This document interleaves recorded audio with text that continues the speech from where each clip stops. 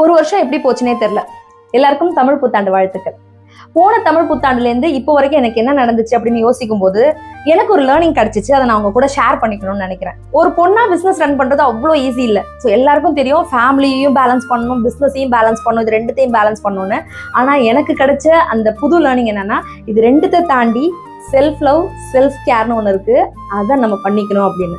So நான் என்னுடைய self love, self care பண்ணிட்டேன் அப்படின்னா ஆட்டோமேட்டிக்காக என் ஃபேமிலி, என் பிஸ்னஸ் ரெண்டுத்தையும் என்னால் நல்லா கொண்டு போக முடியுங்கிறது எனக்கு கிடைச்ச லேர்னிங்.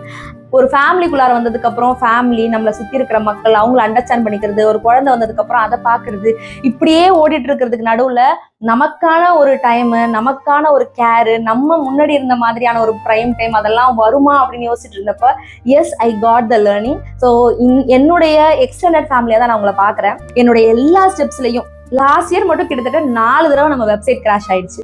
நான் நடுவில் லேர்னிங் போறேன்னு சொல்லிட்டு போஸ்டே பண்ணலை. அவ்வளோ இருந்தப்போ கூட எனக்கு கண்டினியூஸ் மெசேஜ் வந்துட்டே இருந்துச்சு, when will you come back அப்படின்னு சொல்லிட்டு.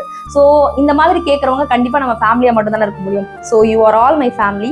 உங்கள் எல்லாருக்குமே தமிழ் புத்தாண்டு வாழ்த்துக்கள் மட்டும் இல்லாமல் எனக்கு கிடைச்ச லேர்னிங்கான அந்த செல்ஃப் கேர் அண்ட் செல்ஃப் லவ்வை நீங்களும் பண்ணணும்னு நானும் ஆசைப்பட்றேன். பார்க்கலாம், எல்லாரும் சேர்ந்து பண்ணலாம்.